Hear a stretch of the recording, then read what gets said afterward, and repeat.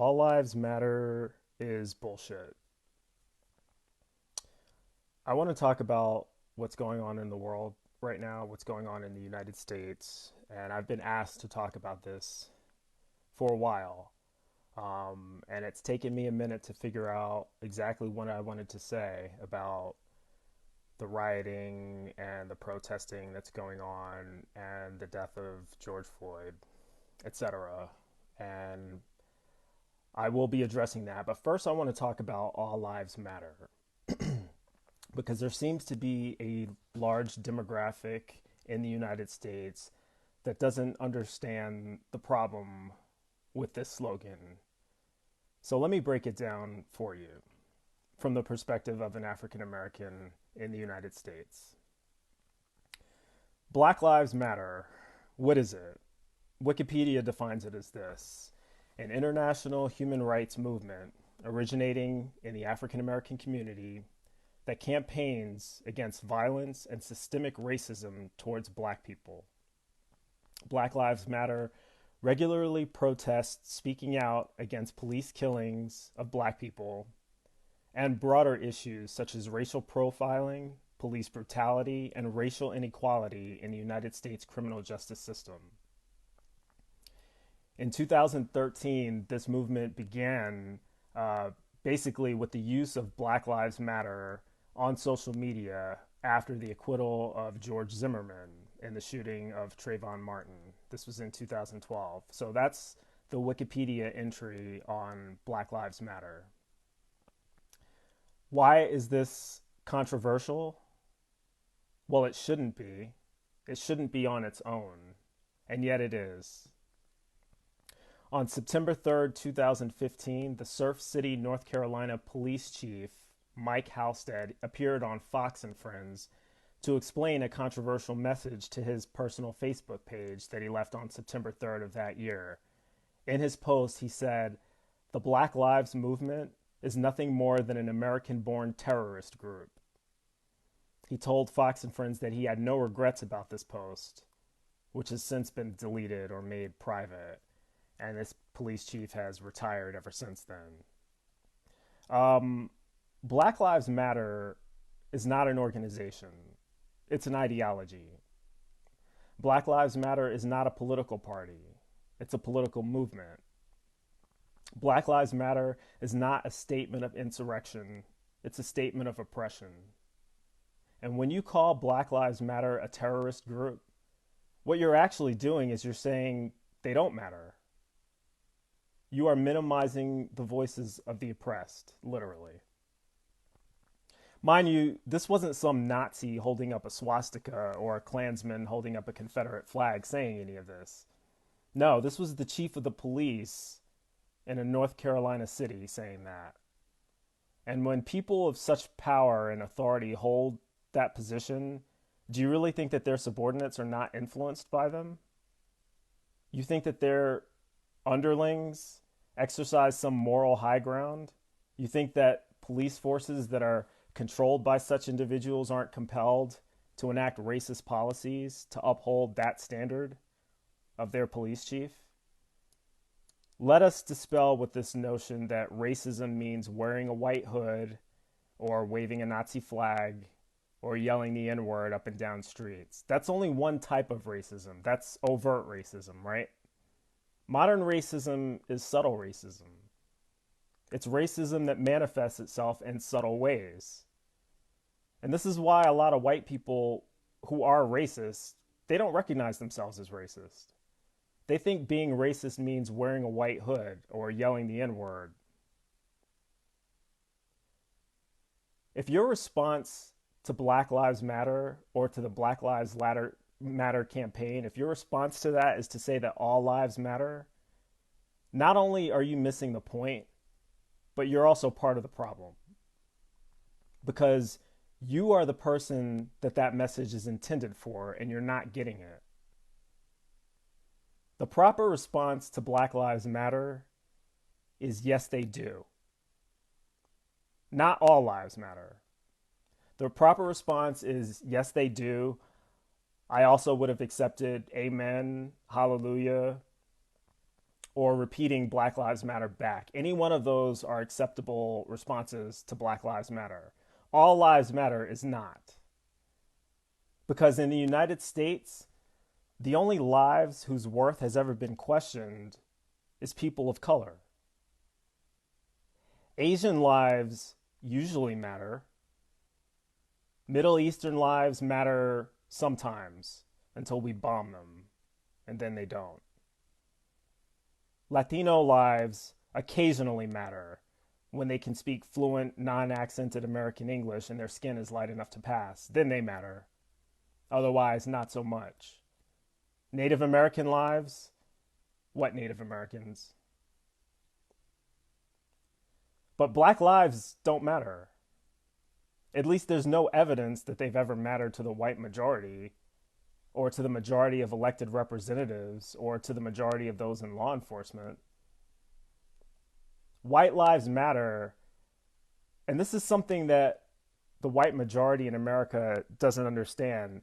You know, the founding fathers and our elected officials and law enforcement agencies and the legal justice system as a whole, they've never disputed that white lives matter.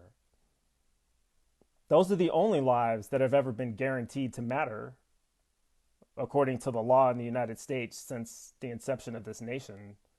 It's never been questioned whether white lives matter. So there's no reason to say anything about white lives because everyone already understands that those lives matter. What people don't seem to understand is that Black lives also matter. So when you hold up a sign or repeat a slogan that says all lives matter, that does not indicate to me that you understand that Black lives matter. No, that's an indication that you think that our country has ever pretended that Black lives have mattered, which is therefore an indication to me that you're ignorant and you don't know your history. You don't know about the institution of slavery. You don't know about segregation in this country.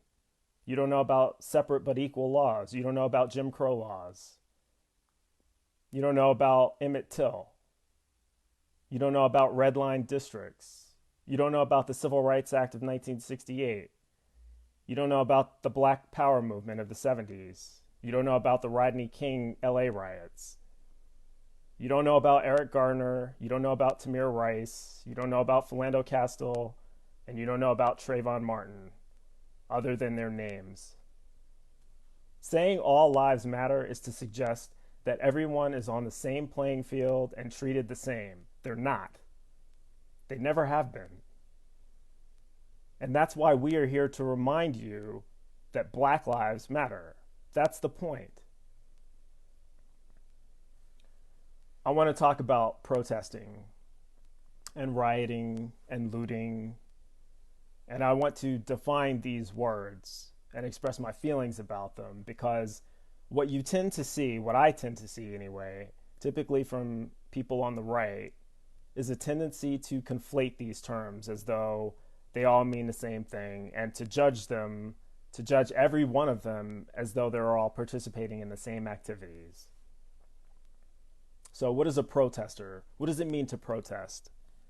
The dictionary definition of protest is a statement or action expressing disapproval of an objection or an objection to something. So to express an objection to what someone has said or done, that's what a protest is. And we have the right to do that, right? The Constitution absolutely gives us the right to do that. Congress shall make no law respecting the establishment of religion or prohibiting the free exercise thereof or abridging the freedom of speech or the press or the right of the people to peacefully assemble and to petition the government for redress of grievances. That's what a protest is. You absolutely have that right. Public citizens holding up signs in an organized demonstration on public property paid for by tax-paying citizens and chanting loudly and expressing outrage over government-sanctioned actions or lack of government action. That's a right guaranteed by the First Amendment.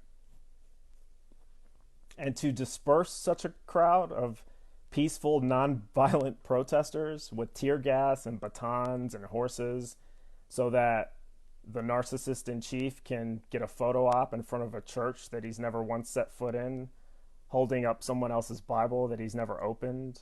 That's a violation of the First Amendment, just in case you didn't know.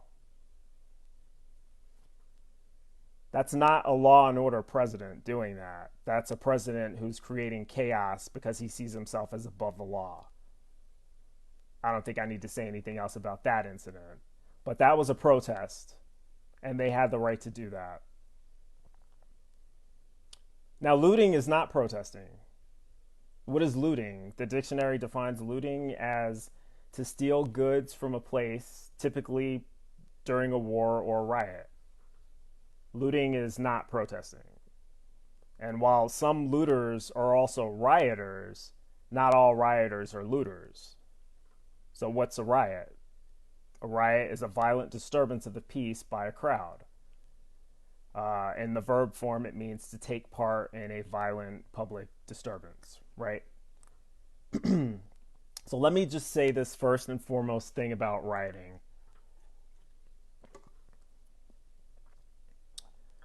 If you are participating in a riot and you do not live in the city or neighborhood where you are rioting, you are an opportunist anarchist. That's what you are. You are there to serve no one but your own self-interest. You are there to hurt people who you know nothing about, whose community you are not a part of, and who you have nothing to do with. You're not protesting anything, and you only exist to sow discord in the community. And like with the looters, who are opportunists looking to take advantage of the suffering of others to try to enrich their lives with material possessions, there's no excuse for you. No excuse whatsoever. And there's no place for you in a civilized society. And this applies whether you're black, white, green, or blue. You don't get to hold up your black card and pretend that this gives you an excuse to rob black-owned businesses or to destroy the infrastructure of black communities that are paid for by black citizens. Your black card doesn't justify any of those actions. On the contrary, you should have to surrender your black card by doing that. You don't care about black people. You care about yourself. You don't give a shit about George Floyd or his family or his community any more than the cop who murdered him. So that's what I have to say about those rioters, the ones that are taking advantage of an opportunity for themselves. So what if you're a member of the community? What if you are rioting as a member of the community? Does that automatically make you a bad person? No, it doesn't. It doesn't make you a bad person if rioting is your last resort. People are quick to dismiss all rioters as degenerate thugs who are just looking for an excuse to cause chaos. But these people also forget that most riots start off as peaceful protests that end up going nowhere, or peaceful protests that are met with institutional resistance, causing them to escalate into a riot. It's not opportunism by the protesters. It's not that causes them to riot. It's their own enragement at being ignored and marginalized and treated as though they have no such right. That's what causes most people to riot.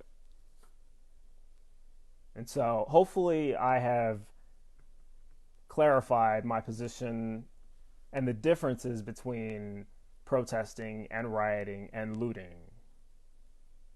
Looting is always evil. Rioting is sometimes evil and sometimes not. And protesting there's nothing wrong with it. But we have to treat them as the individual things they are and stop conflating them as though they're all the same thing. People like to talk about the evils of rioting. These are the same people who like to invoke the name of Dr. Martin Luther King Jr. to say that, oh, he was against rioting. He stood only for peaceful, nonviolent protests, right? These people have no problem recalling his I Have a Dream speech, but they often can't recite any part of his Other America speech, the one where he actually talks about rioting, right? What did Dr. King actually have to say about rioting? Well, I'm going to tell you. He emphasized his support of nonviolent tactics, of course, in the struggle for freedom and justice, and he expressed his disapproval of riots. I'm reading this now off of biography that I copied and pasted. So here's what Dr. King had to say about riots from his Other America speech, and I quote, "I think America must see that riots do not develop out of thin air. Certain conditions continue to exist in our society which must be condemned as vigorously as we condemn riots. But in the final analysis, a riot is the language of the unheard. And what is it that America has failed to hear? It has failed to hear the plight of the Negro poor has worsened over the last few years. It has failed to hear that the promises of freedom and justice have not been met. And it has failed to hear that large segments of white society are more concerned about tranquility and the status quo than about justice, equality, and humanity. And so, in a real sense, our nation's summers of riots are caused by our nation's winters of delay.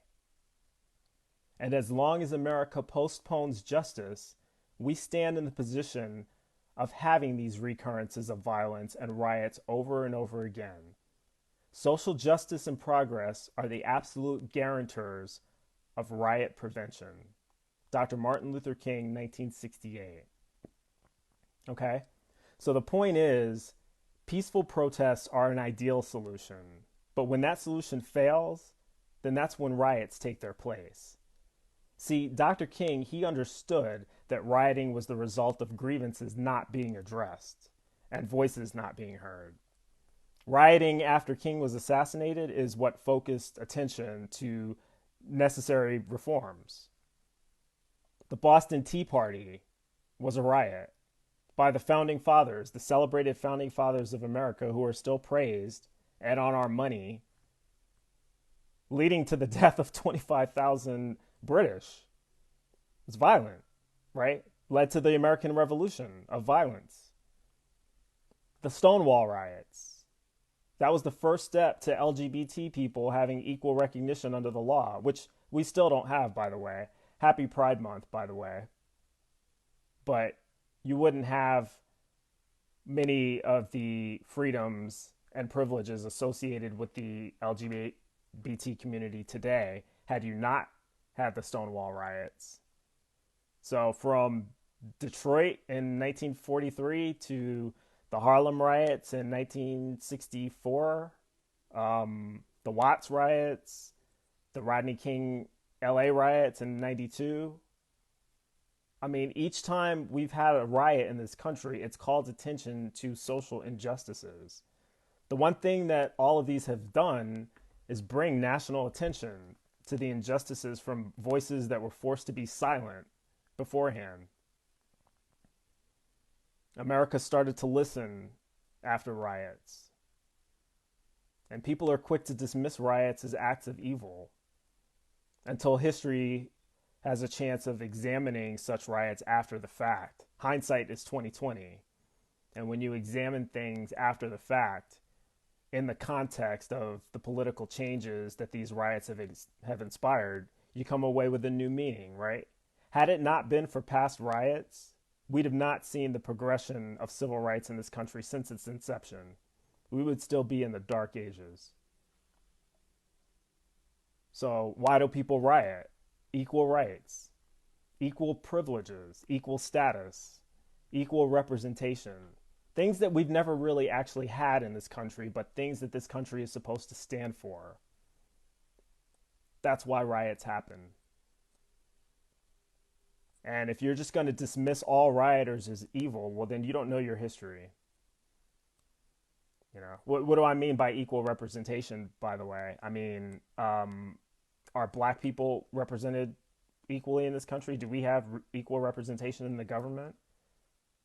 There's 435 House seats, and there's 52 African Americans serving on them. Now, that's close to the racial demographic breakdown. There's about 13% African American population in the U.S., so that's close to 13%. But here's the thing: they're only represented in 26 states, so it's misleading, right? Kansas, Iowa, Arkansas, um, Washington, Tennessee, they don't have black representatives in these places, which means that if you are a black person and you live in Memphis, Tennessee, which is a city that I think is about 65% black, you have zero representation in the government. There's 100 senators. 13% of 100, I'm not the best at math, but I'm pretty sure it's 13. But there's only two black senators, Kamala Harris and Cory Booker. So that's not equal representation. There's not equal representation in law enforcement. I think most people recognize that. So that's what I mean by equal representation. But, when you have racial injustice after racial injustice, and when you have black people in black neighborhoods being brutalized and murdered by police officers every day, and when you have white law enforcement agencies with policies of institutionalized racism and profiling and targeting and stop and frisk, and the assumption of a suspicious nature by black people who are unarmed, and when you have white police officers being caught on camera shooting black people in the back and choking them out and kneeling on their neck, and these people aren't charged with crimes, and you don't see this type of thing happening in white communities to white citizens, and you realize that yesterday it was George Floyd, but tomorrow it could be you, what else do you have? What else is left for you to get your country to hear you? You can try peaceful protests. That is, until your peaceful protest is broken up with tear gas and batons. But when that fails and a riot is the last desperate act of a desperate person, then I can't condemn you as evil. It does not break my heart that a police station in Minneapolis was on fire. Now, it should have. That should break my heart. It should break my heart that an institution of peace and justice is violently attacked, and that the men and women who put their lives on the line every day have lost the respect of their community, have lost the respect of those around them that they're supposed to be protecting. That's heartbreaking. And it should break my heart when the majority of good cops, who I truly believe that to be the case, are maligned, and they have their image and their reputation sullied by the minority of bad cops. And it should break my heart that they have their place of work destroyed by fire because they're conflated with all of the bad cops. That would be heartbreaking. That would be heartbreaking in a fair and just society. The problem is we don't live in a fair and just society. And because we don't, and because I see greater injustices, it doesn't break my heart that a building that is the symbolic representation of an institution that employs people who can kneel on someone's neck for 9 minutes and others who can just watch this happen and not intervene to save someone's life, that doesn't break my heart. Because that's not representative of an institution that's designed to protect and serve. It's representative of an institution that's designed to tolerate and facilitate murder at the hands of those who hide behind badges and uniforms. And it's a crying shame. But it's a necessary symbolic representation. The fire is, anyway. That's equally important. Burning down a police precinct is outrageous. And I should be outraged by that. And under a fair and just reality, I would be. But as I said, we don't live in that reality. As outrageous as rioting and destruction is, being brutalized by the law on a regular basis just for being black, That's more outrageous. And if the first time you felt the need to express outrage is when you saw looting and rioting happening on TV, you might be a racist. Because if you didn't express that same level of outrage against the very thing that led to the rioting and looting, you might be a racist. It's very simple to me. If human lives are more valuable than human property, then the outrage should have been expressed a long time ago. And when you are silent on the outrageousness of killing unarmed black men by law enforcement, or the fact that 3 other accomplices to murder have still not yet been charged with a crime, then I don't want to hear your outrage over rioting. You no longer have the privilege of talking to me about outrage when your outrage is so selective, when it's so selectively employed. If you really think that all lives matter, then you should be outraged at the lives lost to police brutality. And the fact that you were silent about that indicates that all lives don't matter. So stop saying it as though you really believed it. You don't. That's why I'm here to remind you that Black Lives Matter.